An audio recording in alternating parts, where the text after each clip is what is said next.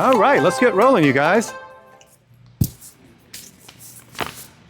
Okay, so everybody's ready. Everybody's got their spot. Is that on a barbecue? That is like a little Christmas tree. It's an Alberta spruce. Oh, that's good. So I want to go over a couple of things for you guys before we get started. First of all, welcome. Thank you for launching me on my bonsai career here. This is the first thing I've done in bonsais with you guys. So to say I'm excited is an understatement. I am super, super excited about the opportunity. So thank you guys for attending the workshop. So this is not a Q&A workshop. Don't do this. I'm not going to call on you, okay? If I do that, this workshop's going to go till 6 o'clock tonight. We're here for 2 or 2.5 hours at the most. So I'm going to answer every question that you guys have ever had about a bonsai tree. And I'm going to answer questions about bonsai that you guys have never thought about. I'm going to tell you things that are going to make you go poof, okay? So we're going to learn history today. We're going to learn what all your bonsai tools are used for. We're going to learn how to find the face of your tree. Every tree has a face and a butt just like we do. We want it face first and let you have the greatest butt in the world. Other than that, it's always going to be face first, okay? We're going to learn many of the different styles of bonsais and what they look like. You will find and learn how to find what's going to be the best front of your face, of your tree. I'm going to teach you how to shrink the size of leaves on trees. Most people think that's not possible. It is possible. There's a technique that bonsai artists do. You can have an oak leaf this big in your yard, and I'll be able to shrink it down to the size of my thumbnail. It's actually a very easy process. You know, Mother Nature's very smart, you guys. She's a very smart chick, but you can fool her a little bit, and you can pee her off a little bit, and you can accomplish things that you've never thought about as a bonsai tree. So some of you were asking what this was. So I was here last weekend for about 5 or 6 hours, helping them sell out the workshop, meeting people. So this is a Alberta spruce that you guys saw at Home Depot and Lowe's for like 30 bucks. I wait 2 weeks after Christmas, $4.50. So this went from this to this. Wow. Same exact tree, 6 hours of work, 6 hours of wiring. You can see how the branches all are wired out. Yeah. I'm going to explain how that works and what the purpose of it is. If I just cut this, it would just be sticking up in the air. The wiring is what really manipulates the tree and takes it to a completely different level. All your most beautiful, beautiful bonsai trees have been wired many, many times in their lifetime. It's something that bonsai artists do all the time. And the reasoning behind it, we're going to go through, and I'll tell you how all that works. So we're going to go through history this morning. We're going to learn all the aspects of what I do making bonsais every day. So just be patient. I'm going to answer all your questions. Please don't raise your hand and interrupt the class. When we're in about 45 minutes to an hour, I don't know about y'all, but I'm an old dude. In about another hour, I'm going to have to go pee again. So I don't know about y'all. So if you need to go, just go ahead to the restroom. But about an hour in, we'll take about a 10-minute break. You can get a snack. You can get another draft, whatever you want to do, and we'll get back in class, okay? All right, so let's get rolling. Let me remind you, too, because everybody thinks you get to take home the bonsai tools. You do not. You do not. If you bought those in my shop today, that would cost you about $150. So those are brand new tools that have never been used. So you guys get to break them in. They're all stainless steel tools. So they're high quality, really nice bonsai tools. All right, so let's talk about some history of bonsai. Most people think that bonsai is created by the Japanese culture, right? Wrong, not true. It's not true at all. The art form goes back to way back into India.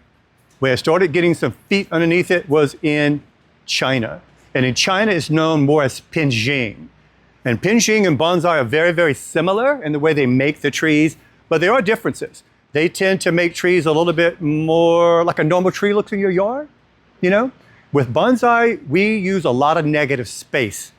The Japanese culture teaches you that the birds need to be able to fly through the branches of the tree. So you can see that I removed like 90% of all the branches on this tree.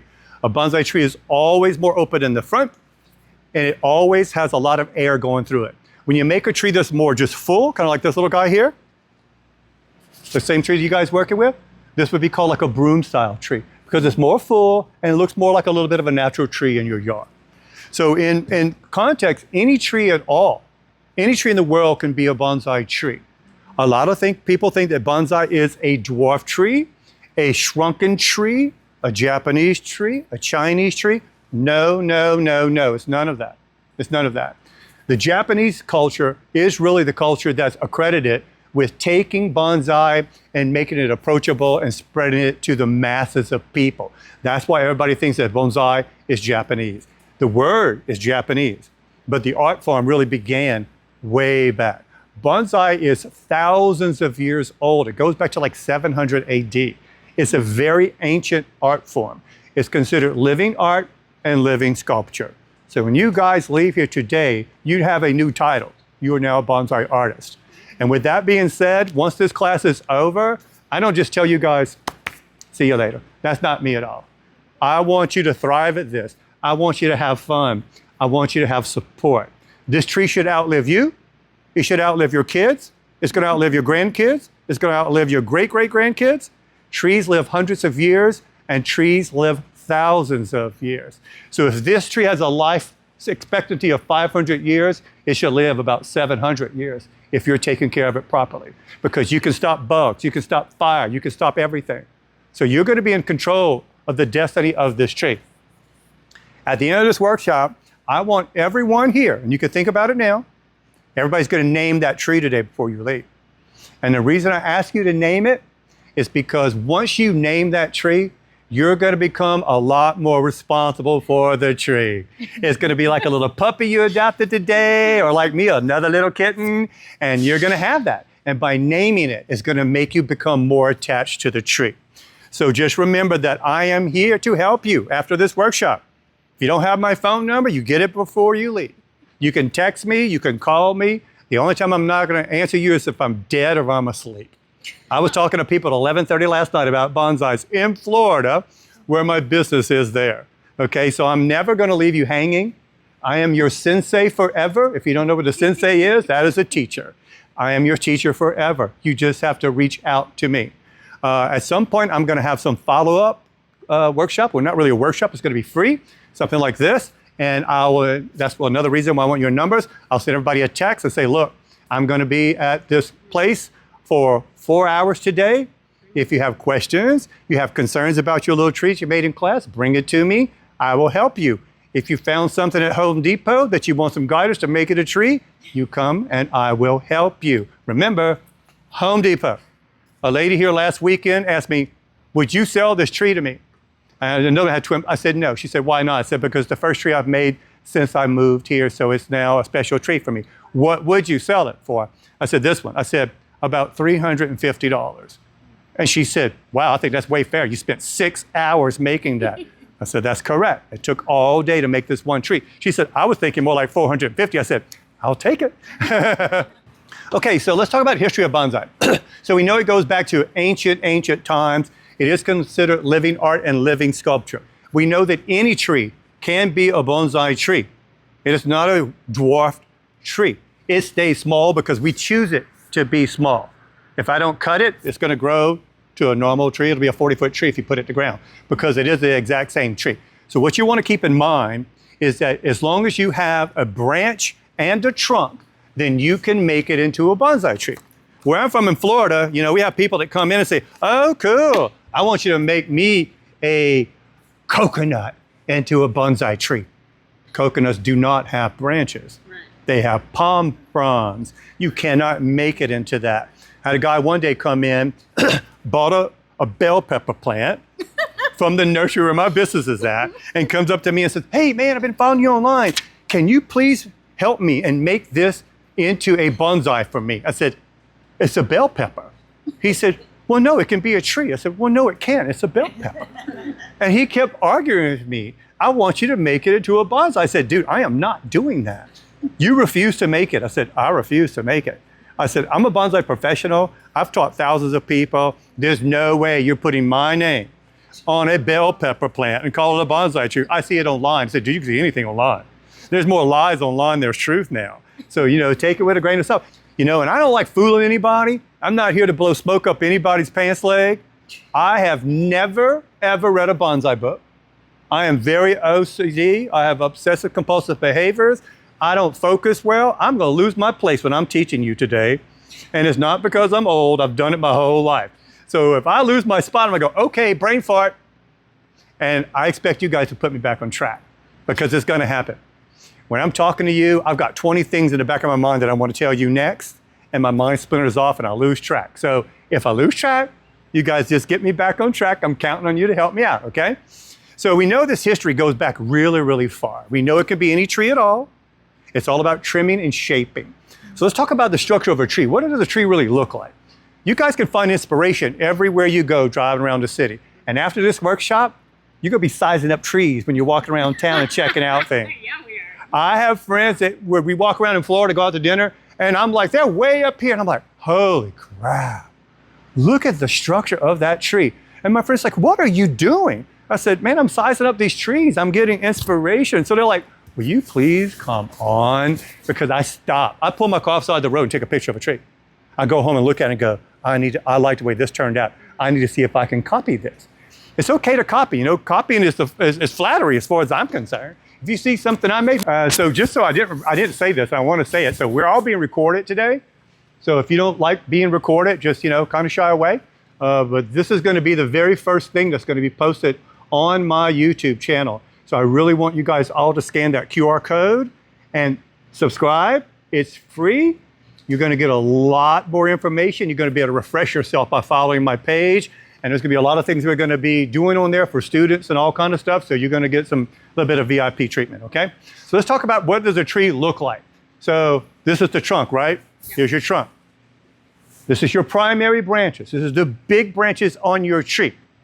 From there, we go down to secondary branches and tertiary branches. So when you think about a tree, where are leaves at on a tree? Out here at the end of the branch, right? Yeah. You think about a tree, you never have a tree in your yard that grows and has branches sticking out from here, right? You never see that. Have any idea why you don't have any branches underneath here? There's no sun. What's that? There's no sun. No sun, that's exactly right. So as that tree grows and it starts to shade itself, any branches that are trying to grow here, they wither away and they fall. That's not going to happen with these plants. So when we start cutting it, we're going to remove all of those kinds of things. So you want to just remember trunk, primary branches, secondary branches, tertiary branches. The little skinny ones at the end, that's where we want all of our leaves to be. Has anybody ever heard of the term ramification? Usually no one's heard that word. Ramification is very simple. You know, if you garden, you know when you trim your hedges, it thickens up and it makes more branches, right? That's ramification. It's just a fancy word that we use in bonsai. It's just multiplication. Every time you cut a branch on a tree, it's going to multiply by at least 200%. Some trees, especially tropical trees, will expand to at least 500%. And that gives us more branches to choose from to get rid of the little boogers we don't like and keep all the ones that we're going to use as the composition to make the tree. So when we start wiring our tree and we start cutting the tree, this tree won't really necessarily have to wire, but it will be beneficial to wire it at some point. So when we start thinking about what a tree looks like, your lowest branches on your tree are always your fattest branches, and they should be the longest branches. As you graduate up to the tree, it's going to change. There's another term that we use in bonsai I like, which is a scalene triangle. Are you guys familiar with that? I never heard any of this crap, so I started doing bonsai. A scalene triangle is just a triangle that's not symmetrical on all the way around it. We don't want to make your tree to look like a teepee. No. We want it to have an off balance. And how do we get that? We start by removing branches. So if this is the first two branches on the bottom of my tree, this branch is going to start down here, and this branch is going to be a little bit higher. So it's going to be the fatter ones and off balance. And as we climb up the tree, they're going to be thinner and shorter, thinner and shorter, thinner and shorter, thinner and shorter, apex of the tree at the top. That's what we're trying to complete. So if you look at this tree, you can see there is a scalene triangle, right? This is lower. You see which ones are lower? It goes all around the tree. It goes up into a triangular shape all the way around it. The scalene triangle is the most important thing that you will learn today. It will guide you to make every single bonsai tree is structured from a scalene triangle. The other thing that's structured in a scalene triangle is this branch. You came here today and you call this a branch with needles on the end. When you leave here today, you address this as a pad, like a mouse pad. So if you look at it and we turn it sideways, look at this pad here. What does it look like? My hand. My hand is a scalene triangle. Lower, higher, higher, higher, higher. So if you forget about it, what did he say about this triangle? You carry it with you all day long. You got two of them right here. So your pad is shaped to be like the scalene triangle, and the overall structure of the tree is a scalene triangle. Fatter branches, wider, skinnier, skinnier, skinnier, apex of tree. There it is right there. Not so hard, right? Everybody thinks bonsai is really, really hard. It's not hard. You just need someone to give you the correct information. I'm like sticky with sap. You just need someone to give you the correct information. So a lot of good stuff online for you guys to learn about and look at, but be careful. Anybody can claim to be a bonsai artist and they don't know crap about bonsai. There are people on there that say stuff that is not correct. There's people that just make up crap. You don't need to do that stuff. You have me. You just got to reach out to me. I'm very approachable. If you want to talk to me about bonsai, you better be prepared to give me a lot of time. If you haven't noticed yet, I talk a lot. I have 2 speeds, wide open and off. There's no middle ground for me. So if you're going to engage me in bonsai talk, you better get ready, because I will follow you to your damn car and I'll talk to you till my lips are blue and your ears are bleeding. So just know it. If you're going to talk to me about bonsai, you better get ready to sit down and have dinner with me, because I'm going to talk to you and follow you to your car. But I love what I do, and I'm very passionate about what I do. So let's talk about different styles of bonsai trees. There's a lot of different styles. You can find them online. It shows you all the demographics about them and how they're structured. But it's pretty simple. So there's one that's called a formal upright tree. So it just kind of sounds like it is. It's a very straight tree. This would be considered a formal upright tree.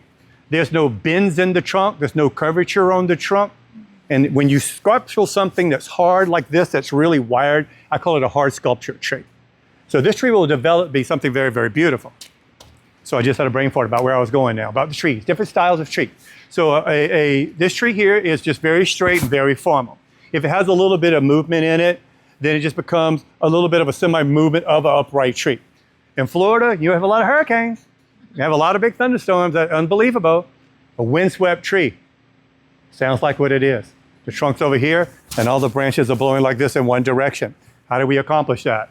We take all the branches on one side of the tree, because you guys live here in the mountains. You know, you go up in the higher mountain, and where it's really cold, the side of the tree has no branches on it, right? Other side is all full of branches. That's Mother Nature doing her thing. We do that with our wiring. So the windswept tree is a pretty easy one. This one is called like a weeping willow style. We all know what a weeping willow looks like. But I take other trees, like these trees, and I will grow big ones and let them grow 3-foot long branches. And then I make them into weeping willow style trees. Just because it's a weeping willow tree doesn't mean you can't make that style out of other trees. I started doing that a few years ago, and I stumbled upon something that made people go crazy. So I started making trees that had flowers, so they would run down like a dreadlock, flower, flower, flower, flower, flower. I just brought in a tree that all of my clients love there. It's a dwarf Barbados cherry. Makes a cherry this big. So then I make those fall down. Well, how beautiful is it? Pink flowers and then little cherries hanging all the way down the side. I've done it with dwarf pomegranates, wet pomegranates hanging on the tree. So a weeping willow tree is something you don't see very much in bonsai.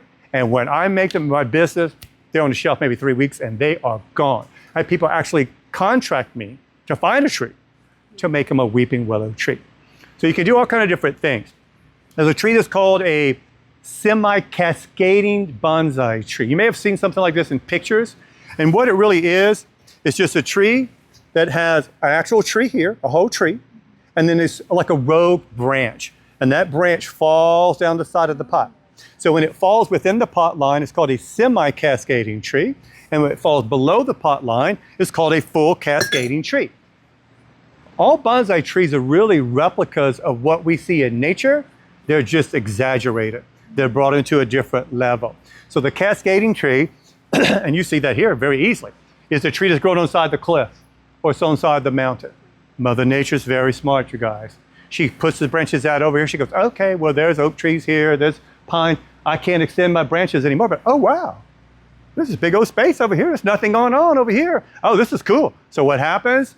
That tree on the branch on this side, it grows, it grows, it grows. And as it's growing, what happens? Gravity takes over.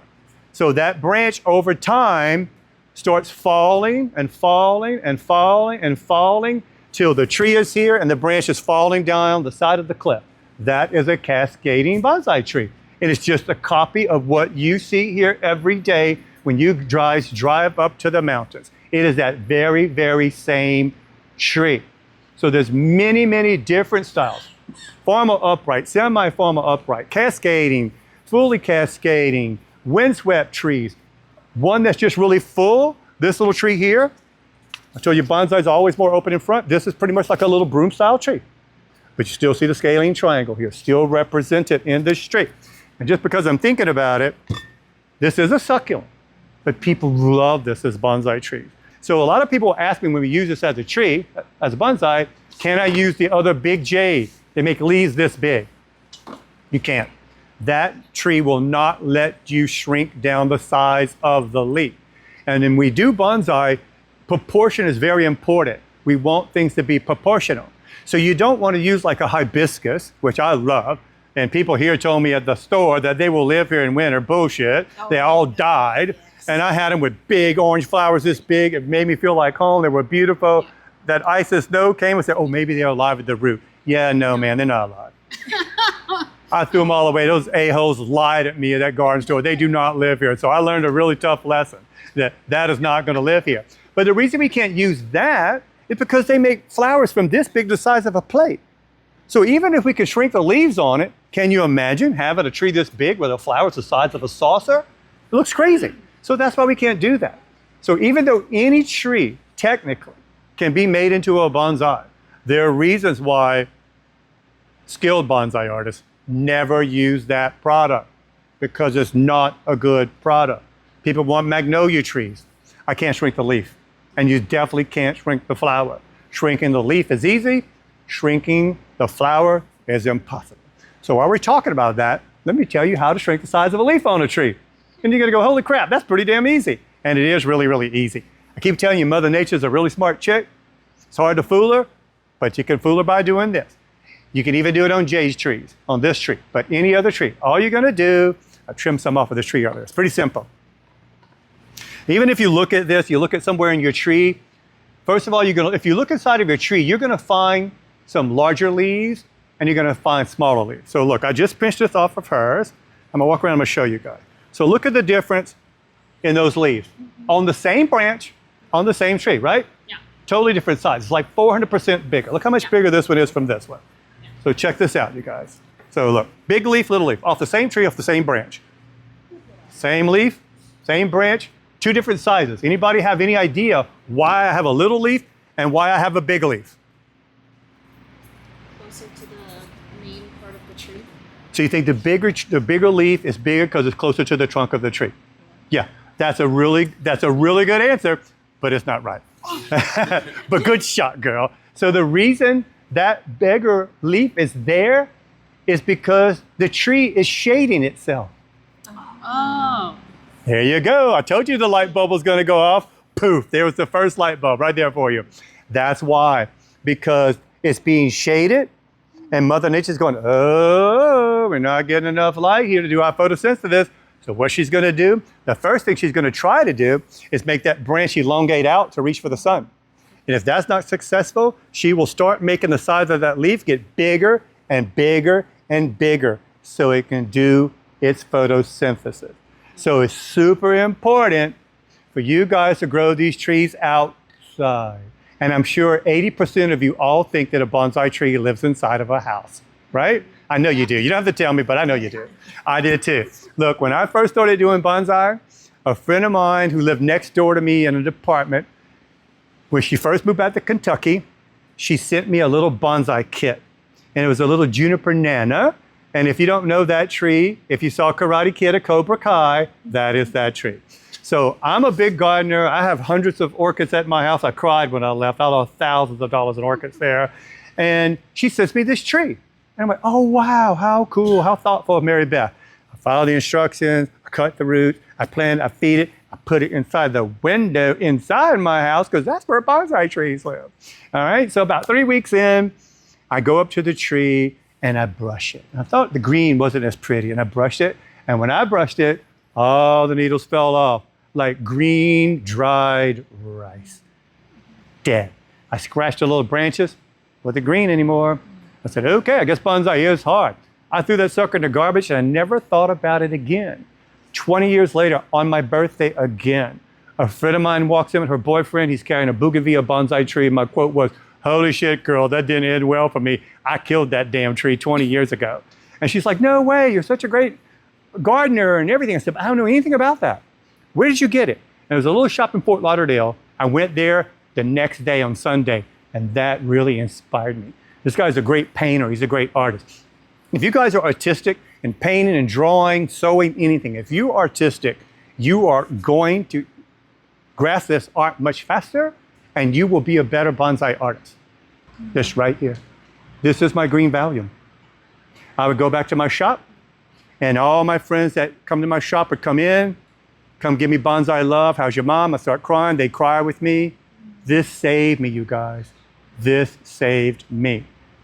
I don't care what job you have, where you live, and what you do. You have stress in your life. Everybody has stress. What's going on in the world right now? If you're not stressed, you're not paying attention.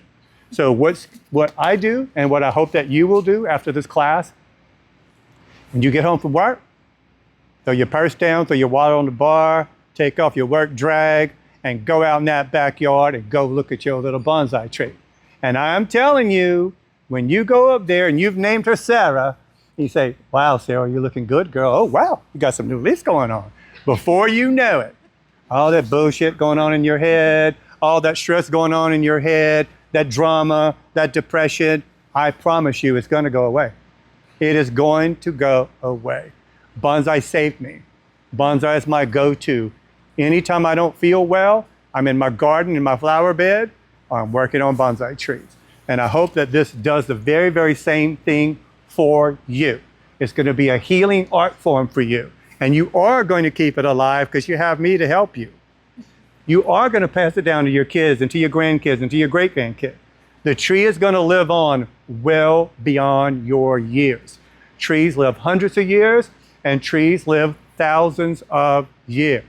So if the lifetime of this is 800, it should live probably 1,000, because you can control the bug, disease, fire, drought. You can control everything on the tree. So let me see where we are on time. We're at like 2:30 now. So let's talk about what your tools are going to be used for today. So I want to explain all that to you. In a few minutes, we'll take a little break if anybody wants to go to the restroom or get something else to drink. So open up your tool roll. And I just want to remind you that the tools are not for you to keep. They're only for you to use. I've had to follow people out in the parking lot and say, ma'am, give me back my 2 things of tools. They come with the Bonsai Workshop. Read the ad. The word is use, not ownership. So you guys get to use the tools, but you don't get to own them. So if you take them out, if you want to lay them down or something to hold them, I'm going to explain to you what all these tools are used for. Here, let me use yours as an example, okay? So let me tell you what all these tools are used for. And let me tell you, you think this is a lot of tools? When people get crazy into bonsai, if they're working on a little tiny tree that's this big, they use little tiny scissors like you trim your mustache with. And then there's tools that are only about 3 inches long, and there are tools that are about 2 foot long that would take 2 of y'all to cut a branch on it. They're so big. You look at my tools, I'm using like 20 different tools, okay? So let's talk about what you're going to use today. So this is your bonsai rake. This is what we're going to use today to rake away the soil like I did here. So when I made this tree, the soil line went all the way up to here. So all of this was underneath the ground, right? Okay. We don't want that. If you think about a tree, and part of your job as a bonsai artist is to age this tree as much as possible, even if it's young. So when I started making this, the plastic went up to here, I cut it away. I take my chopstick and my rake, and I gently remove all of this soil. Now you have a taper, right? From the fat, skinnier, skinnier, skinnier. We want that taper.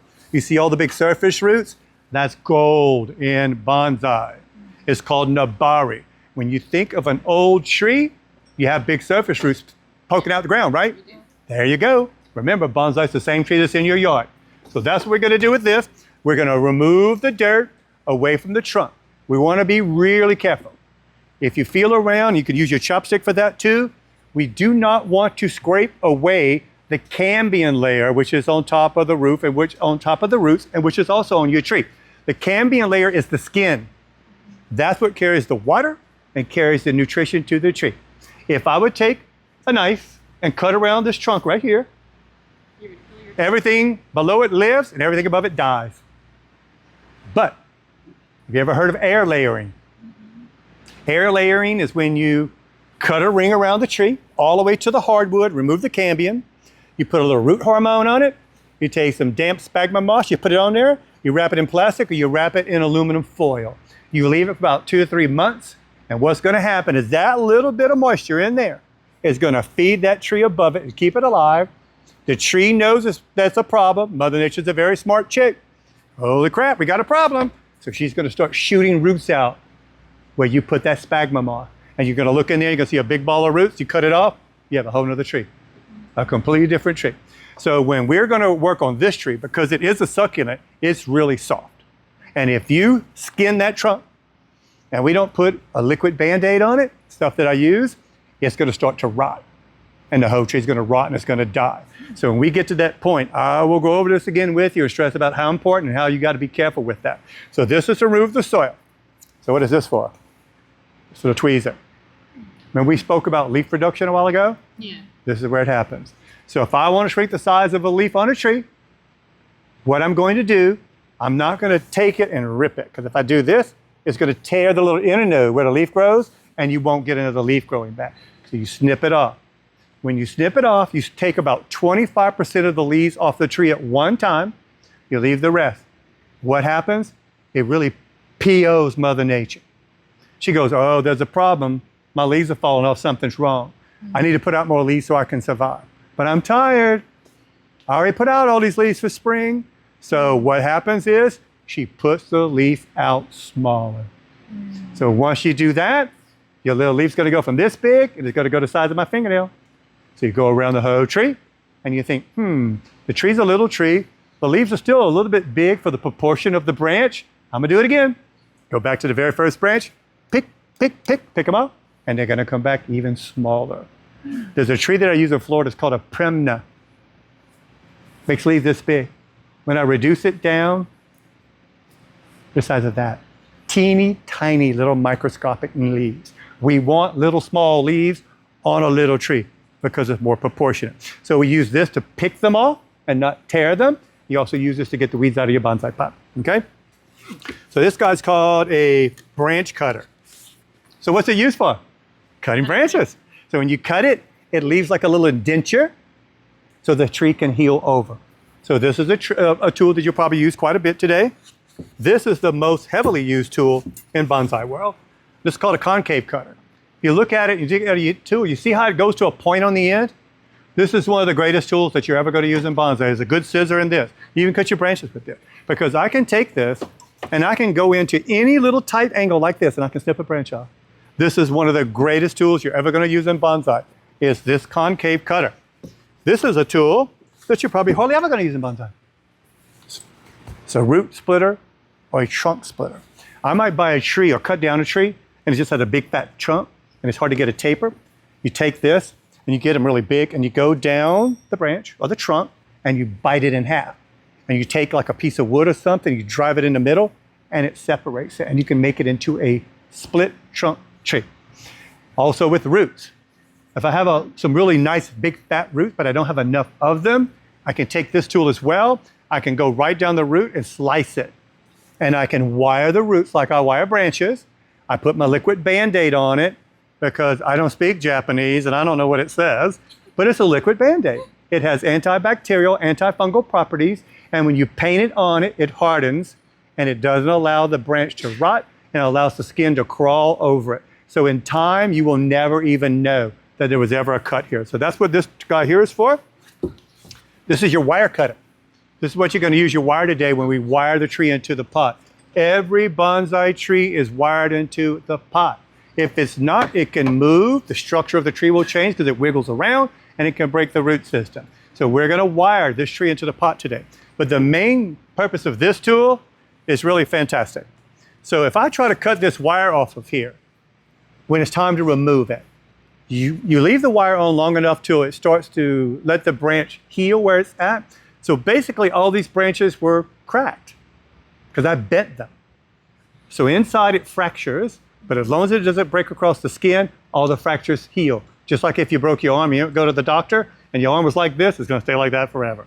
The same thing with this wire. So we have to take this wire off anywhere from 60 to 90 days depending on the growth of the tree. If you try and unwrap this wire off of here, you better have all day and you better be very careful. Because when you start unwinding it, you can very easily break a branch. That's where this guy comes in. So if you look at this thing, look. I can't cut myself. There's no way. So all you do is you take this tool. I'll show you over here. Over here, it's fine. You take this, you open it, you bump it against the tree, and you cut. Look, boop. That's it. Look, doesn't scratch the tree, doesn't do anything. The little ring of the wire just falls right off. It never scratches the tree. So you're going to use this today to trim your wire away when we pot. And it's also used that when you do a wiring at some time on your tree, you'll use this tool to remove the wire. Okay, so this guy here, it's called a gin plier. Not gin, J-I-N. So what this does, you're going to use it to crank your tree into the pot. We're going to use it to take those little squares of white mesh you see on your table and the little wire. That's going to cover the holes in the bottom of your pot so all your soil doesn't come out. So that's what you're going to use this for, to tie it in. But it's called a gin plier because it makes a gin. A gin, J-I-N, is a dead branch. If you guys think about a big tree in the forest, you see dead branches, right? When you go hiking, they break off, lightning strikes it, over time the bark falls off. Then in time, when the sun hits it, it bleaches it, right? It turns kind of a silver color. Remember, we're having to take over where Mother Nature's leaving off.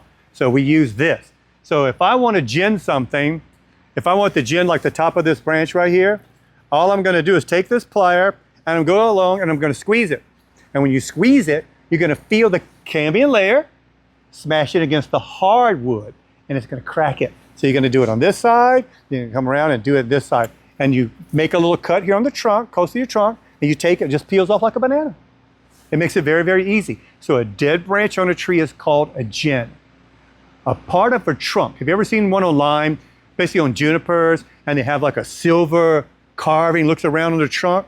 That's called a shari, S-H-A-R-I. It's the same process. We cut through the cambium layer. Something you have to be very careful when doing that. And when you see that it wraps around the whole trunk, that didn't happen in one cut. Because if you take and you cut all the way around the trunk like that, you're cutting through every vein of the tree. And guess what? The tree's going to die. Trees have veins just like we do. And when you start learning the tree, you can start figuring out where the vein is. The vein normally runs right underneath the branch all the way down. So when we create those sharis, we cut a couple inches, we leave it, and we let the veins redirect. Then we cut a little bit more, and we let it redirect. I mean, you could generally wrap it all the way around the tree. Then we take carving tools like this.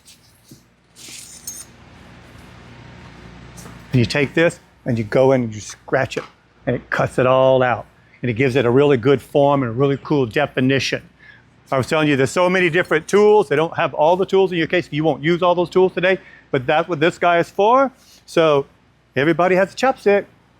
You look close, you see my brand on it, the title of the Bonsai Guy. When I ordered these things, the place called me, so don't you need forks and spoons and bowls and plates? No. So what do your people eat on? I'm not a restaurant. I'm a bonsai artist. Why do you need chopsticks? So why do you think we use a chopstick? We're not having breakfast sushi. We're not having sushi today. Any idea what we're going to do with this? Bring up the sun? I'm going to tell you we're going to do with this. So this is what your tree is going to be growing in. It's not cat litter. I just used my cat litter box. Actually, I didn't use this litter. So check this out. This is what your tree is going to live in. See any dirt? Nope. All inorganic matter. Why? Especially in Florida, we get a lot of rain. If this tree's in dirt, it's in a black pot, on a black shelf, guess what happens? The roots start boiling. We want to be in control of the water on the tree. This soil means that you better be in control or your tree is going to die. But it's never going to get a fungus. It's never going to get overwatered. There's nothing in here that's inorganic. It's all inorganic. Nothing here at all. So I usually have a red lava in this soil too. It's kind of hard to find this here. I have a company now that's going to start bringing it in with me. So normally I have red lava in here too. But you can see this is like a little pumice. And you have these little chips. That's a clay chip. So it's like the stuff that you ever seen your dad or a friend and they working on their car to get oil on the sidewalk. This is what they use. Go to a baseball game, you see the soil that's on the mound. This is what they use. A lot of people just use this. It's a lot less expensive. A lot of people use something that's called akadama. Akadama is just a glorified clay chip. It comes from a certain region in China. And for a bag this big, you'll pay $40 for it. Completely unnecessary. I have friends that make bonsai soil with cat litter. It's clay. You just use something that doesn't have any kind of chemical in it. So what this is for is because when we're going to change your tree out today, it's going to go from that pot to this little pot here. We're going to line the bottom of it with my soil on top of the mesh. And then when you put your tree in here, you wire it in. You're going to fill this in all on the top. You're going to take this little thing, and I want to hear this. Not this. We're not doing cake icing. Everybody wants to smear like cake icing. That's not doing anything.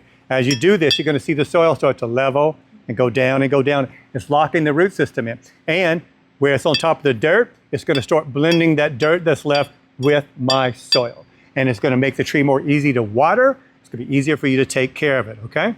Your tree is going to live in this pot for its entire life. It's never going to outgrow this pot. Will it get taller and bushier? It will. The maximum they want for your tree is going to be for the bottom branches to stick out a little bit wider than the pot. Anybody ever heard of what you call in a tree called a drip line? Drip line. If you ever thought about, I wonder how far my roots go out from the tree. The roots go as far as the drip line. The drip line is from the leaves. So I know you guys know it. If you get a little shower, you go stand underneath the maple tree, the water doesn't hit you, right? It runs off the end of the branches. It's like shingles, all the way down. Where that branch ends is how far your root system is under the ground. Because what it does is the rain falls off the branches, it feeds a little root here, the little root extends further, the branches go further and extends and extends. In general, your root system is going to be as wide as the branches are on the tree. Same thing will happen on your bonsai tree. So we want it to grow a little bit out of the pot like the drip line, okay? A bonsai tree is never planted dead center in a pot. The only time it's dead center is in a perfectly round pot or a hectagon-shaped pot. Other than that, it is always off-centered, not in depth. In depth of the pot, which depth is going to be from here to here, in depth of the pot is always going to be centered, but the width is always going to be off-centered. It might be a quarter of an inch, it might be a half an inch, it might be an inch, based on the structure of your tree. So when we're done with it, your trunk could be right here, like right here, but your branches are going to end on the same side. So that imbalance of the trunk not being in the center brings an overall balance to the entire composition of what you are making, okay? So your chopstick, even though it's just a little weird tool, it's super important for us to re-level all of your stuff. It's like when you put pavers in your yard, and they come in to put the sand, and they come with a little vibrating thing, goes brrr, and locks it in. That's what this does, okay? So this guy here, between these two, most important tools you're ever going to use, concave cover and a good shear. So this is a shear that we're going to cut your branches with today. Any of the leaves you're going to take off, it's got a little tube on it, take it off. And that's what this guy's for. Be very careful. These tools are very sharp. I've had people do some really silly things that I don't want you to do. They take the scissor, they go, ooh, I'm gonna cut this branch right here. And they go in and they cut. And what happens? They cut all the branches on the other side of the tree. So be very careful when you start cutting. I've had a guy one day, when he makes his cut, and he goes, oh crap. He lifted up the whole top of the tree, cut the whole top of the tree up because he wasn't, because he wasn't paying attention. So you got a little rubber on there that you can take off. So our last tool we're going to explain, this guy, this is what we're going to use to cut your root system today. We don't want to use your branch because it could contaminate and cross-contaminate your tree. So when we comb out this root system later on this afternoon, it's going to be one of the very last things that we do is plant the tree. You're going to comb them out, and then we're going to trim them and cut a nice little clean cut. You're going to make your root ball about this big around, and you're not going to disturb that. So when we start removing the dirt, you must leave a tight root ball. If you do not, it's going to be like trying to tie her hair into a bonsai pot. It's not going to work. So do not remove all of that dirt, and people do it in every word class. Some guy sit there and he has completely bare rooted the entire tree. Don't be that guy or girl today. Don't take all those roots off. Don't take all that root ball away. So this is what we're going to cut through your root system with today. So now everybody knows what all your tools are used for. You know that the little pieces of mesh on your table, are going to be what we're going to use to cover the drain holes in your pot. We're going to wire that in a little while. This guy is your tether. Every bonsai tree is tied into the pot. So some manufacturers make the wiring hole, some do not. So if you look at the pot, you're going to see two big holes here. That's your drain holes. And then you look on each top of those, you have much smaller holes. Those are the wiring holes that we wire the tree into the pot. These guys right here. So we're going to go from the top right to the bottom left. If the tree's really weird, I'll use it on both sides to anchor it in. So the big ones are for drainage. The smaller ones are to anchor the tree into the pot. All right? So if you missed this up, to have more of it. Okay. Yours are usually right here. I think they were. This is right. Yeah. So that's where we're going to go with your pot, your wiring. You know what your tools are. You have a good idea how we're going to make this tree. So we're already at 3 o'clock. So we're in an hour. We're going to take about a 10-minute break now. If anybody's got to go in the restroom, if you guys want to get you something to eat or drink, do so. We're going to start back in 10 minutes. So make sure you get back in 10 minutes, because 10 minutes is when it's really going to get real. So we're going to refresh about what we talked about, and then we're going to go over how we're going to make a tree. You guys are going to study it and try to find the front. You're going to put your chopstick where you think your front is, and that's when I'm going to come sit with every single one of you. And if nobody has too much personal space, I invite you to come as I go from student to student, because by the time I get to you, you're already going to know what we're going to do and you'll be ready. Don't go ahead of the class. A lot of people do that and they make some mistakes. So we all want to stay on the same page at the same time. All right, so we'll be back in 10 minutes, everybody. If you have a tree that's in a pot that's too small, it's going to look like that little orange balloon that blows around the used car lot that's falling over all the time and doing all this crazy shit. We don't want that. It's going to look topsy-turvy, and it's going to be easy for the tree to fall over as well. If we put it in a pot that is too big, what happens now? It dwarfs the size of the tree, and the size of the tree is all engulfed into the pot. Everything's about balance in bonsai. So you want a pot that is balanced for the size of the tree. I'll make you crazy about something for a minute, and I'll tell you how crazy bonsai really can be. There are male and female bonsai pots. What? If you want to get technical and crazy, there are male and female bonsai pots. When you make the perfect marriage in a male or a female pot, when you make the perfect marriage in the shape and the color, you will see a whole different tree. It is true. I'll pot something sometime, use a pot, I'm happy with it, it's good, and I'll find another pot and go, oh man, this pot's gonna complement this tree. One of the things I like about this, and I don't want anybody to fight over the same pots just because I told you, when people choose this pot, when I do jades, I always come up to them and say, really good choice. Why? Look at the branches, look at the color. Yeah. Good marriage. It complements the tree, it highlights the tree. So what is a female bonsai pot? A female bonsai pot is more like these. Smooth and soft around the edges, more delicate. A more smooth little foot. When you get into male bonsai pots, bigger lip, more texture, harsher thing, male, female.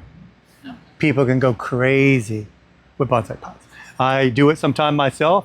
I'll get a new pot and I'll immediately change my tree because I know it's going to be the perfect match. A lot of bonsai artists, crazy bonsai artists that are just obsessed with everything and every rule, you'll never follow every rule about bonsai. You won't live long enough. There are a million rules out there. A lot of times, crazy bonsai artists will never use a pot that has any kind of color on it because they say your eye goes to the pot first and not the tree. I disagree. The tree is always the star. The pot is always secondary. But choosing the correct size, color, and style of pot will change the whole look of your bonsai. That's for sure. But I have fun. I'll take a tree like a dwarf pomegranate, makes this bright orange, beautiful flower. And what do I do with that? I take it, I put it in a blue pot. Now it's like, what? Screaming at you. Beautiful blue pot, bright orange flowers. I love playing with color. I do things that other bonsai artists don't. Why? Because I'm an artist. Bonsai is living art and living sculpture. So my question to you is, when is artwork ever wrong? Never. Artwork is never wrong. Artwork is in the eye of the creator and the beholder. If I make something and I like it and I give it to her and she loves it, I'm as happy as I can be. You know, you go to a gallery, you look at artwork. You know, I've been to the Rembrandt Museum. I've traveled all over Europe in these fabulous museums. You go there and you stand as a night watchman. You think everybody's following you, you know, and you look at it, like makes you cry. You hear somebody here say, I just don't get that. I don't understand why people even get that. I have a friend that used to do abstract art. Some of that stuff I thought was beautiful. Other stuff looked like a little kid just went boop, boop, boop with a paintbrush. But then somebody buys it for $500. So art is subjective. It's really subjective. What you love, I may think, is horrible. It's art. It's art. So you do whatever you want to do. I want you as a bonsai artist to be free. I want you to have fun above everything else. I want you to enjoy yourself and have fun. It should be your go-to that makes you feel good. And when you have fun with it, and when you name it, you're going to like it a lot more. So let's start setting up our bonsai pot and get it ready to go. So after we're done trimming our tree, we'll be able to put it right in the bonsai pot. So what you want to get is open up your tools. You're going to need your wire cutter. You're going to need your gin plier. You're going to need those two little pieces of mesh that are left by your tools, the two little short pieces of wire, and the one long piece of wire. So you're going to use this as your gin plier. I know, it's okay. You're going to forget what they are. So the gin plier is the one that's a little plier, like a little duck lip on it. So let me refresh you. This is it. This is your gin plier. This is what you're going to bend your wire with today. And your wire cutter is a little stub nose. You want these two tools. These are the ones you're going to work with. These two. Your knob cutter and your gin plier. Everybody found the right ones? Yeah. Yeah, everybody got them? Yeah. All right. So here we're going to go. So I want everybody to get your bonsai pot. So come up here and pick you a bonsai pot out. Whatever pot you want. They're all the same size. Bonsais are measured in the width of the pot.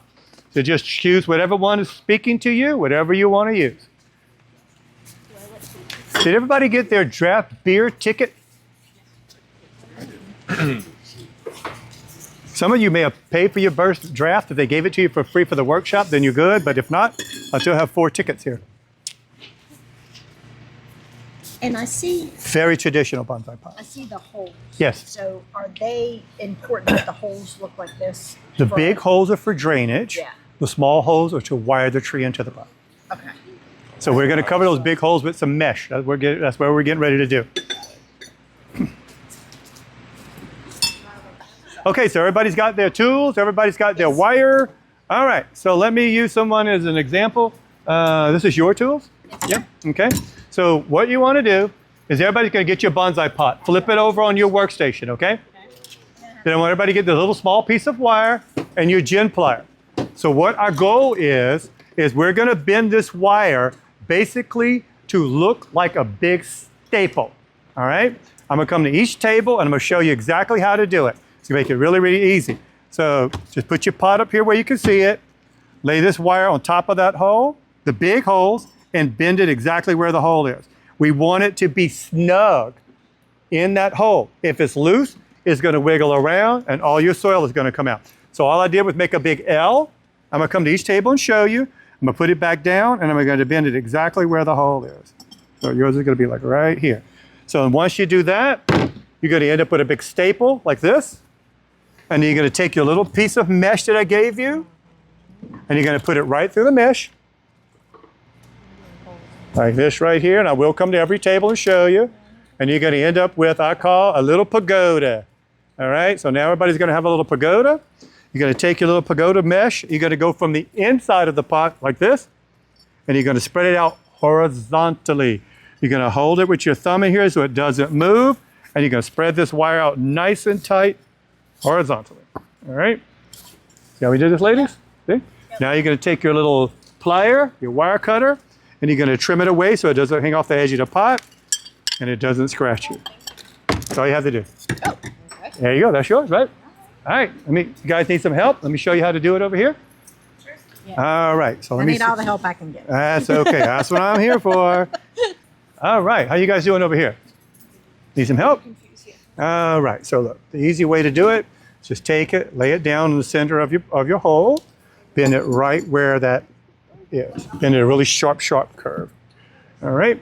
Place it back on your pot again. Measure it right here. And now you have a staple, right? It's a big staple. You take your mesh, you go right through the center of your mesh so you can see it really well. Flip your pot back over, go from the inside. You can go on the inside and drop it in like this. I push on it to make sure it's really tight, and you spread it out in the width. That's going to hold your screen in there. Then you're going to take your little wire trimmer here and see where it's hanging off the edge. You just want to trim it. That way you won't scratch your hand or anything. Then you're ready to go. And then we're going to put the other one in. You guys need any help? Great, man. Looks good. Everybody's good? Anybody need any? Nope, that's not horizontal. That's vertical. Make it horizontal. So the reason we want to spread this wire out across the width of the pot, horizontally and not vertical. There's going to be a time that you're going to buy a bonsai pot that does not have those wire holes in it. When you don't have the wire hole, you have to wire the tree into the pot through the drain hole. And if it's not spread out horizontally, it's going to move around. So I always want to teach you to spread it horizontally, because you will one day have a bonsai pot that doesn't have the drain hole. So you want to make sure it's going horizontal this way. No, that's horizontal. You have it right. I like to have it loose. If it's a little bit loose, we'll just take it and pull a little bit and stretch it out.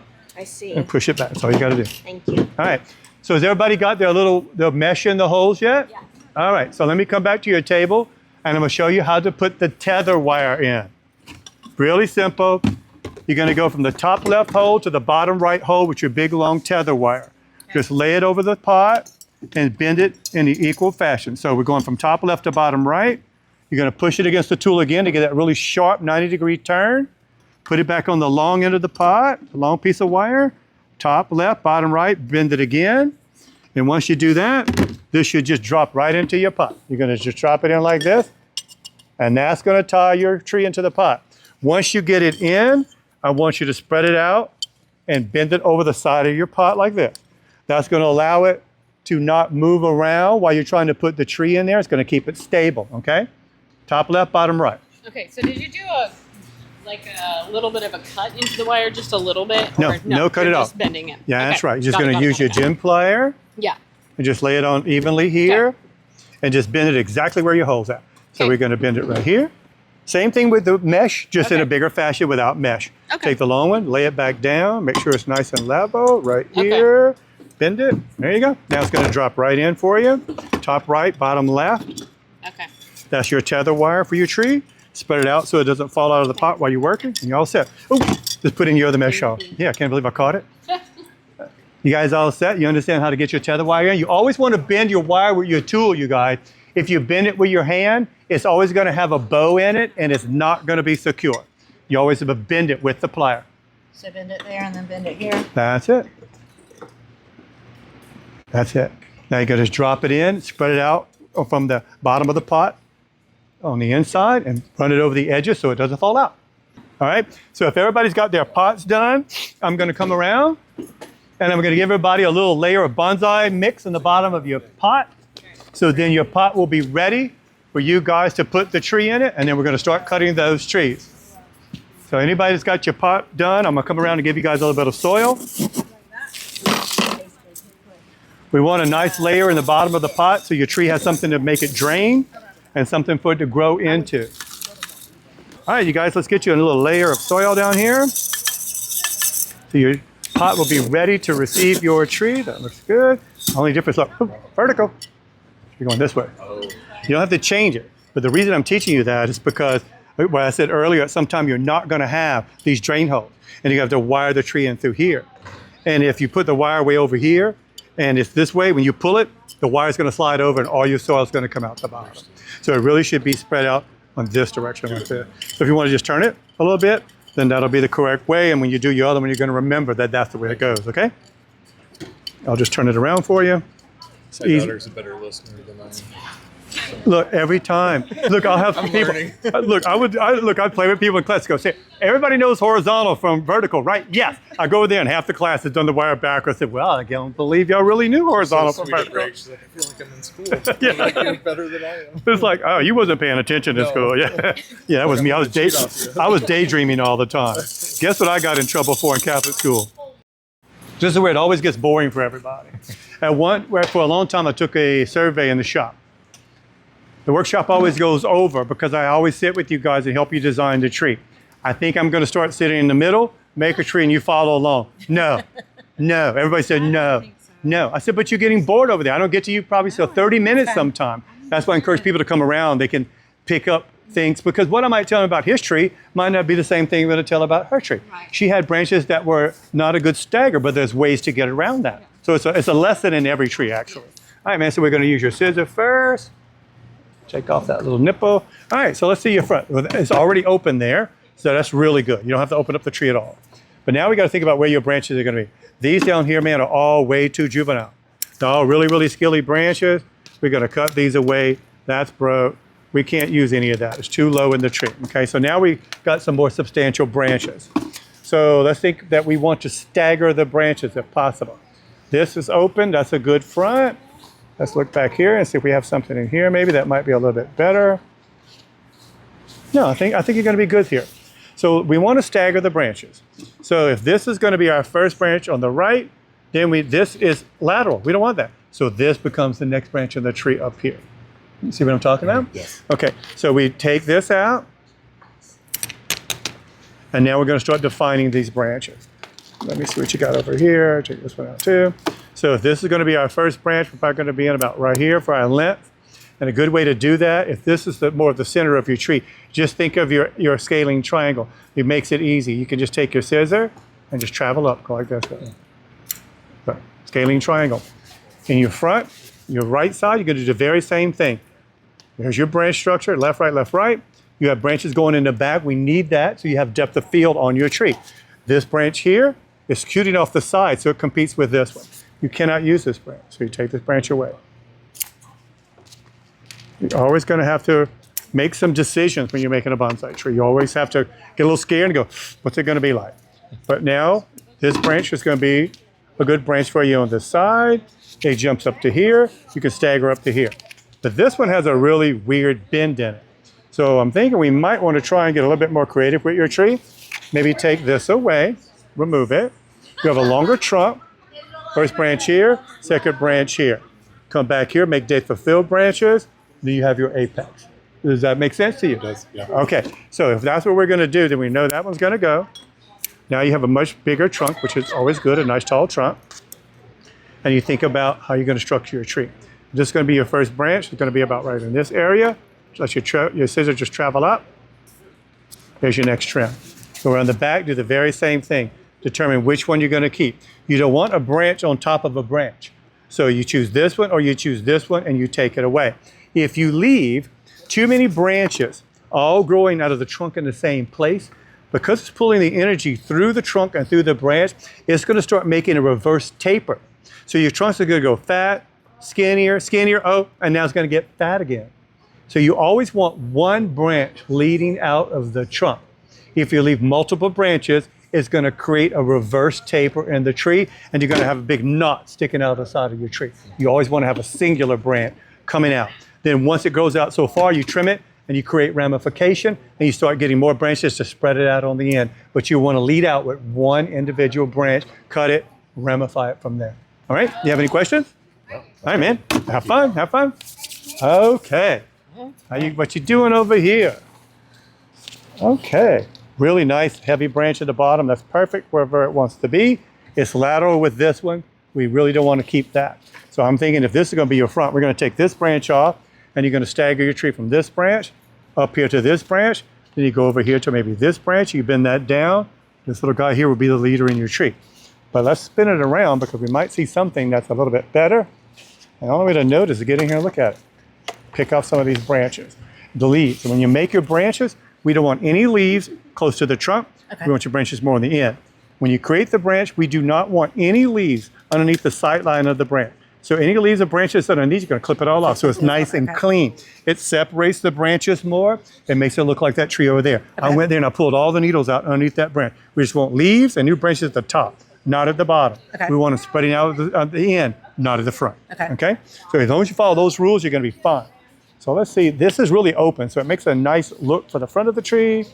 Let's see if we can find something a little bit more interesting over here. I'll do a little bit of trimming in here just so I can see what's going on. So Yeah, it's pretty thick in the middle. it is. Look, I call it, I like turtle top trees. I'll make a juniper sometime with a beautiful trunk and just a big triangle on the top. I call it a turtle top tree. Not every tree has to be so structured like that. Right. I find a lot of happiness in trees that are nice and full, that look like the normal tree. So it's okay. It's your art. If you like them all nice and full, you make them nice and full. If you like them hard sculpture, you make them hard sculpture. I do a little bit of both. This looks like an equal sign, right? That's baloney. So you take a piece of wire and you just twist it. Yep. And now it becomes a flat pad. That's all you have to do. Now here's your branch over here. This one doesn't need any twisting.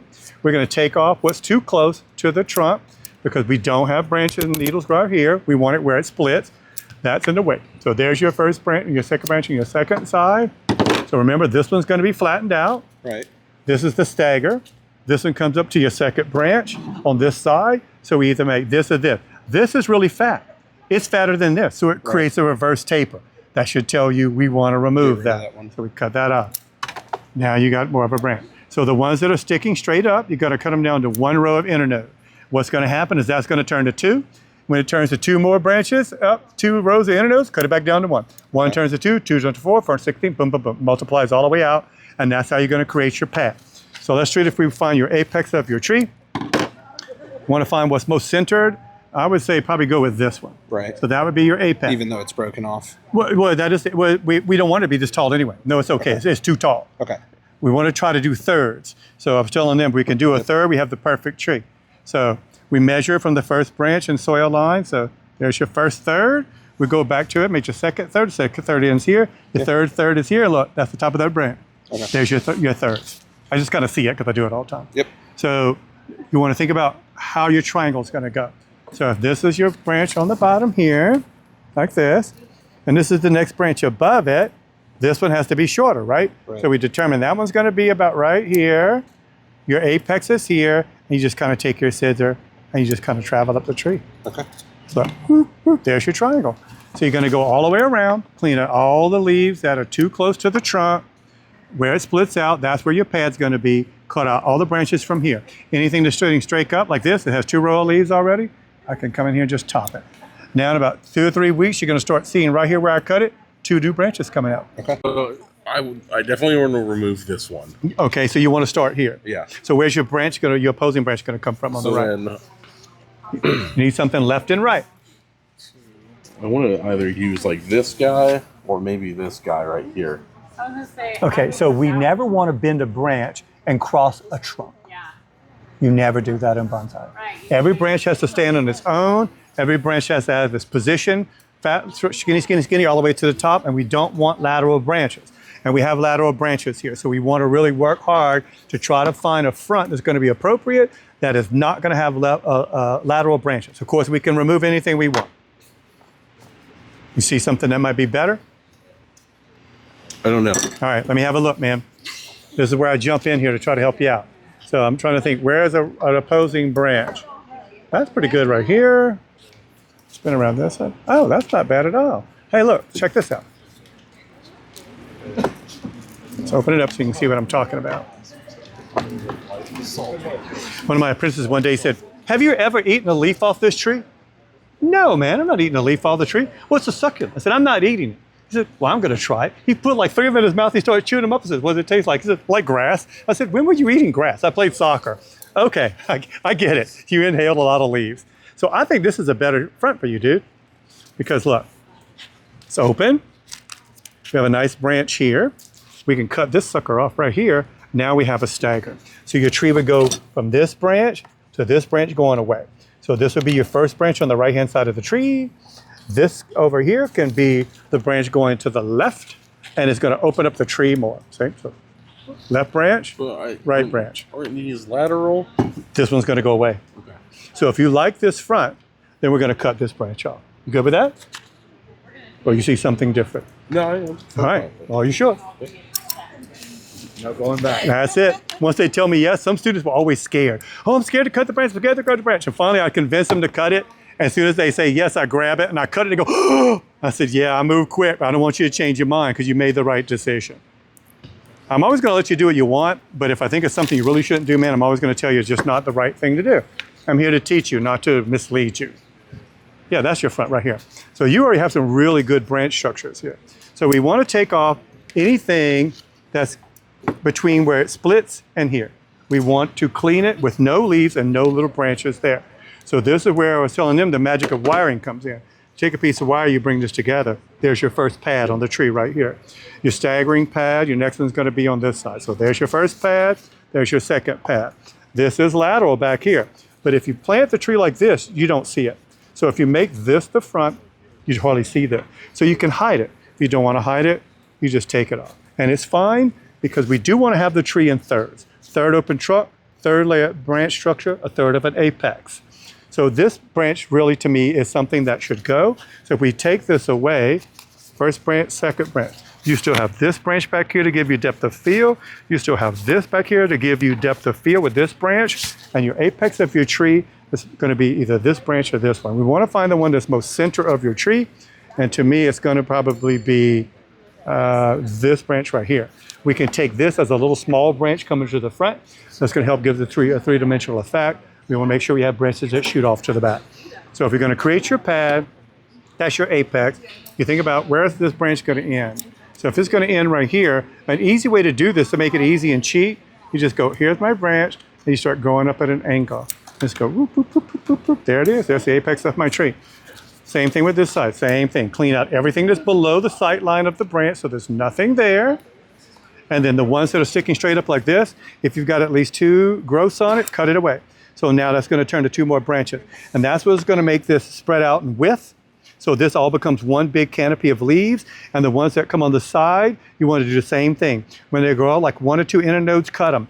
And it's going to go from 1 to 2, from 2 to 4, from 4 to 8. And it's going to spread it out this way. And the ones on the top will spread it out on the top. And that's going to create a dense form of your tree. That looks good over there, ladies. Y'all did some good trimming. So you follow where I'm at? You have any questions for me? All right, dude, have fun. Chop away. The first rule of being a bonsai artist, you need to be willing to be the butcher. If you're not going to butcher, you're only going to have a big bush in a bonsai pot. You always have to cut. You always have to cut hard, create a skeletal structure, and regrow from there. Hello. Hi. You've been so patient. So let's cut away all these little tiny things that we know we cannot use. You have a lot of little tiny ones on here. We don't want them. Let me see here, get some more light in here so I can see what we got going on. Oh, this is good. Look. The biggest thing is I'm struggling to identify where my pads would be. So I feel like I have big branches. Your pads are always going to be on the end of the branches. Yeah. That's the pad, okay? So if we look at this, you have a really nice fat branch here. This one's really little and juvenile, so we can't use that for anything. So we take that away. So now if you look at it, you already have a stagger, right? Look, fat branch, a little bit thinner branch. So if you think about this, this was to be wired out.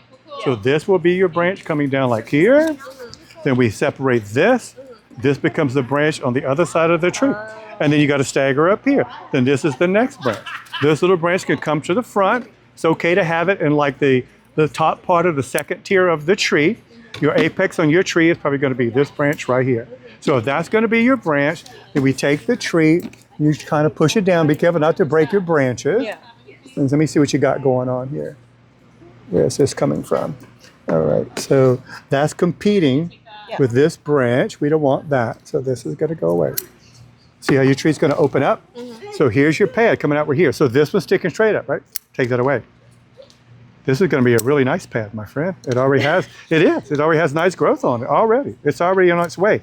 So this guy here, we leave this one, and we bend this down. So look when we get all these 3 out. Remember how I said he's going to spread out like my hand? There it is. That is your first pad millimeter, which is like the size of a pencil. I don't carry it. I don't use it because quite frankly, I can't bend it. It's so hard to bend. I have 5 millimeter and I still have to use a plier sometimes to do it. So we're just going to... Wire required? Wiring is not required. Wiring is a choice. Wiring is a choice. But if you want a really beautiful tree, you're going to have to wire it because these branches are never going to lay down and open up by themselves. They're never going to get heavy enough. You have to wire it or you're always going to have a structure just going to shoot up straight up in the air. Let me qualify my question if I could. Yeah, I of sell course. automotive products. Okay. My wiring's different. Should it have a cover on it to cover the actual metal? No, this doesn't hurt the tree at all. No, it doesn't hurt the tree at all. In old school, they use copper wire. Okay. But then you got to heat it and anneal it to use it. And it's expensive and it's unnecessary. Most all bonsai artists use what I use, which is an aluminum wire. You can get it and it has like a coppery. on it? No, it's paint. It's a coating. but there's some that is it's like a copper color. And you keep And it I loose don't like you the just copper did. color because in Florida sun, in about 2 months, Oh, yeah. it bleaches away and it looks like a silver mirror. And it looks so good because it's sparkly all over. Gotcha. So I switched to the black wire because it takes a lot longer for that black color to fade away. And by the time it's fading, it's time for me to take it off anyway. So now this is secure. Like it's not soft anymore. Cool. So just leave it alone. Thanks for doing that. Sure, I can take it. I'm gonna move it not where the break is. I'm gonna move it Keep for it you. pretty loose, right? Yeah, it's nice and snug. Let's see when I take another one and put it right here. There's your pad, man. Cool. But now this was doctored. Just leave it alone. Thanks And for as doing it grows bigger, it should hold on. If it doesn't, we cut it where the cut was. You let it grow all summer, and you have another branch. Cool. Thank It's you, good. sir. It grows pretty quick. You're the best. Thanks, man. I appreciate it. Thank you. All right. So everybody, you're doing a really, really good job on the skeletal structure of your tree. By no means do I want you to look at this tree and feel disappointed. Everybody's done a really good job. What you need to think about, this is the first time you've done this. You've never made a bonsai before, most of you. And every bonsai tree begins from brutality. Everyone is cut hard to what I call a skeletal structure. What does that sound like to you? Not a lot of meat left on the bone. I was telling you guys you're gonna have more in your bucket than you're gonna have on your tree, and you do. That's exactly what we were supposed to accomplish from here now. The next thing we need to do to these trees at some point, and I'm gonna maybe get together at some location and have a wiring workshop. And then everybody can come in. In Florida, you just charge 50 bucks, but you could bring 4 trees this size. You could bring 3 trees this big. You could bring 1 tree this big. I'll formulate it. I might just do it for free and bring the wiring. We'll get together at some place where we don't have to spend any money, and I'll go along and I'll show you guys how to wire. I'll bring the wire. And once you wire this tree and you start bending it and you start getting a structure like this, you're gonna go, holy crap, I have a bonsai tree. The weight of these branches will never be heavy enough to weigh down. You have to use wiring to do it. In old school, before there was bonsai wire, you used to take a piece of string and get different weights of rocks and hang rocks on it. And that's how they separated the branches. Some people still don't want to use wire, and they'll take something here, a structure, and they'll take a piece of string and they'll pull the branch and they'll tie it to the pot. Kind of silly. Wire works beautifully. Almost every bonsai artist uses wires. Most all gorgeous trees have been wired many times, because even though this tree, when I take the wire off, the branches are going to stay where they are, the energy is going to flow through the branch and it's going to start movement. It'll start making it bend another way. It'll start moving. So a lot of times you wire the trees many, many times in their lifetime. Some people are really fanatics. Every spring, they cut the root system, they put new soil, they repot the tree, they wire it while it's naked, and start all over again. I'm getting ready to do that. I have a bunch of trees at my house now that lost leaves. They're tropicals that are back out in the sun now. So now's the time. I'll go in, I'm gonna spend many, many hours the next weeks in my yard, wiring all my branches, spreading them out like my scalene triangle, like my hand. If I want to give them little S-curves and movement, which I love to do, then we'll do all that. This tree, I decided to leave it straight. There's something I want to tell you guys. It's something that we don't do in Florida very much, and it's something that you definitely want to do here with trees. We have something that's called the snow effect. So you guys know this. I don't need to explain it to you. I've never seen it. But you know when the tree, you get a lot of heavy snow on the tree, the branches start weighing down. But they all kind of weigh down to kind of swoop on the end. They have like a little swoop. We call that the snow effect.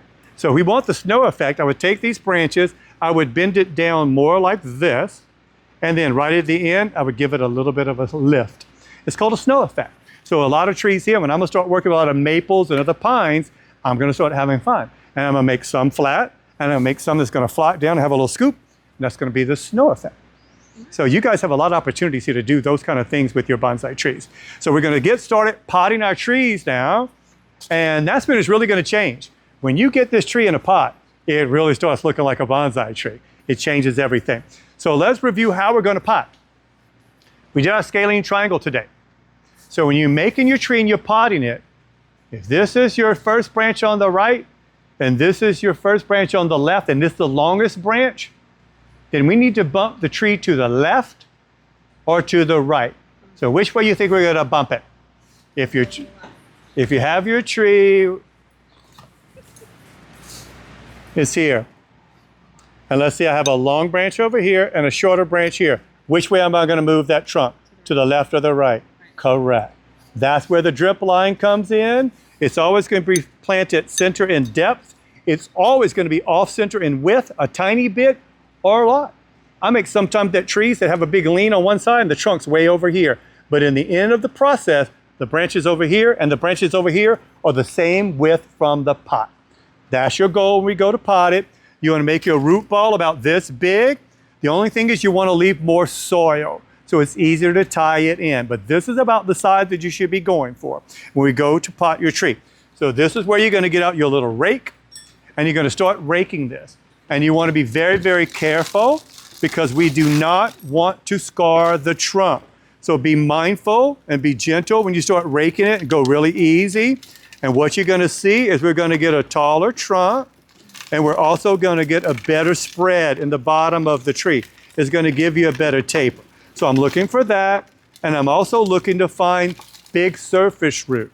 And we want to make those come to the very top of the tree because that gives the tree more age. That's some good ones. That gives it more age and more character. So you're going to rake from the outside of the soil gently all the way to the end. Be mindful. Try to feel. When you feel like you got to tug, be careful. You either flip it over and use the other end of the tool and move the soil away, or you can use your chopstick and just move it and gently move it away from the trunk and separate any roots that you might have. So you're just going to keep going until you find any fatter roots, or if you find where the trunk is flaring out to give us a better taper. A tree always flares at the bottom. So you can look here at her tree now. You can see where it's starting to flare out. Her tree has gained already a ½ inch in height. So now I'm seeing some nice surface roots. I don't want to ruin those. So I'm going to take the end of my tool or my chopstick and I'm going to go very gentle and I'm going to remove the soil that's all around those branches, those roots, excuse me. And those roots are going to be now on the surface, just like on that tree. It's going to give you more character. It's going to give you more age. It's called nabari. So once you get to this part, and you see now she's got a couple of some larger roots we can use. That's when you're going to come in with your little green tool, this guy here. Just unlock it, and you're going to come in here, and you're going to cut away the little tiny hair roots that are between the big roots, because that little hair root is going to take away from the power of the big roots. We want to see the big ones. So I'm just going to cut all the little roots that are sticking up out of the ground on the top. She has a clean surface. I'm removing all the small roots that are coming out of the trunk that are not big and pretty that I want to use as a surface root. So take the little ones away, leave the bigger, more powerful roots, and then that becomes the new line of the tree for the potting. So this is where her tree surface is going to be now. This, we can lay it out like this as a surface root, nabari. This is really cool. She's got some nice stuff going on the other side. So now that she has that, now you're gonna comb out the rest of this along the side. You're gonna leave a ball about big around as like a small orange. And you wanna leave that soil so we have something that we can tie the tree in with. Don't bare root it. Don't remove all of the soil. We need to leave soil to tie the tree into the pot. So once you comb it out and you get a nice little ball, I'm gonna show you guys what it should be, and I'm gonna come to every table and help you. And if you're not sure, you can use your pot and gauge it. You want to have about a ½ inch or more around your pot to put in the new soil. So now she's got a good root ball. You can see this is going to go into our pot pretty easily, and it's still going to have space. So now we have to bring it down some. You're going to take this root ball, you guys, and you're going to cut it by about 40%. Don't be afraid, just cut. Just go away and cut a nice flat bottom. So your tree is not rocking around anywhere. You're not going to kill the tree. Everybody freaks out when we cut branches and we cut roots. If cutting the roots and cutting the trunk or the branches kill the tree, there would be no such thing as bonsai. I've had people say, you can never cut a taproot to kill the tree. Not true. I cut taproots all the time. It just shoots out more leaves, branches above it, more roots above it. So now she's got her tree. There's her root ball. She's got a nice flat area on the bottom, so it's going to go into her pot really, really easily. So now we got to position hers to where it's going to go. So already you can see this is your longer branch, right? Mm-hmm. This is your longer branch. So you're going to start in dead center, and look at it and go, okay, where is it falling on the pot line? We want it to fall the same place. So it's going to have to go a little bit to the right. And now if you look at it, you see that you have about the same space on the pot here to there. Did you have on both sides, right? Okay. It's about equal, yeah? Yeah. So that's where your tree is going to go. It's dead center. It's off-centered to the right to about a 1/2 inch. So now we're going to take this wire. You're going to come through here around your root ball like this. You see it on this side, see? And I'm holding the tree now so it doesn't wiggle and it doesn't move. Then I'm going to take this wire and we're just going to get a little preliminary twist on it. We're going to come back here with your gin plier and we're going to soil. You're welcome. All right, you guys. We're going to take a class picture here in a minute. So I just want to tell you a couple of things before you go. First of all, remind you, I'm your sensei forever. All you have to do is reach out to me. You should all have my phone number. You know how to reach me. Don't be shy. I'm not shy. Don't be shy. I am going to organize a wiring workshop probably after I do these next 2 other workshops. I have 4 of them that are sold out. So when I'm finished with the last one, probably at the end of the month, that's another reason. Did everybody give me their phone number? If you haven't, please do, because you're going to be left out. I will post it on social media. Probably not, because I don't want everybody to come. I only want my students to come. So I'm going to send you all a text message. I'm going to have an event at Foothills. They gave me some space. Doesn't matter how many people come. We don't need all this commotion. All we're going to need is some wire and a cutter, and we'll all sit together and have some fun, and we'll wire out all these trees and increase the beauty of the tree, increase the value of the tree, and make it look so much more like a bonsai tree. Normally at this time, we would water the tree. A jade really likes to be dry. I watered them 2 days ago. I don't want to water them again. So I want you to water it next week. Water it once a week, full sun, all day long. And it's not going to burn it. It's only going to make it thrive. If you have a favorite fertilizer that you use it. I usually sell Bonsai Pro. I just don't have it right now. Eventually I will have it. Look, Miracle Grow works great. Use whatever you want. Follow the directions. So when you water, I want you to shower the whole surface of that pot until it wells up and starts flowing out the bottom. Once that happens, do it again. And that's going to assure that the whole root system is saturated, it's wet, and it's going to drain out really good. Put it back in the sun. Only do it once a week. That's all you have to do. You should try to feed it at least once a month. If you guys start feeding it now with spring here and summer coming, it's going to start popping a lot faster. If you don't feed it, it's going to go like, doo-doo-doo-doo-doo. So it's just like us. We have to eat to grow and survive. A bonsai and a plant needs to eat to grow and survive. Mother Nature feeds it in the ground. It's not in the ground. So you got to step up. You got to be Mother Nature. You have to feed it, okay? You don't need to mist it. That's not necessary. We have some humidity here in summer. When winter's really dry and some of these trees here in your house, you might want to mist it, or you put a little tray under it with some water that will evaporate around the tree and give it humidity. If you wet the leaves and you leave it down there at night in the shade, guess what's going to happen? Fungus. All your leaves are going to fall off, okay? So the biggest rule about watering a tree, with the exception of a jade, if you see yellow leaves on your bonsai tree, a lot of yellow leaves at one time, you are watering it too much. People think that means it needs water. It's just the opposite. When it doesn't get enough water, it wilts, and then it will get crunchy. If you don't give this water for about a month, all those leaves will start shriveling up like a little raisin. But think of it as a cactus. It only needs water about once a week, and that's it, okay? So if everybody would grab your tree, and we'll just get right here somewhere, and I'll have Mark take some pictures of us. I will send you guys a nice edited picture tonight that you can share with everyone. I hope that you all have scanned that QR code and you're going to follow me on my YouTube channel. Please do. That's going to help my business grow. That's going to let the community here know what I do. So you guys are going to help promote this business for me. I need you guys to help me out. Make sure it's facing out. All right. Mark's got a picture. Let me get a picture too, and I'm going to jump in there with you and have Mark take a picture so I can get with all of y'all. Everybody, say bonsai. I hope you guys had a wonderful time. I hope you learned a lot. And remember, I'm here to help you. You just got to reach out to me and call me, and I'm always going to be here to help you, okay? Thank you so much. Thank you for being my first class. It's really special for me. Thanks, guys. Have a wonderful day. Yes, thank you. Bye-bye.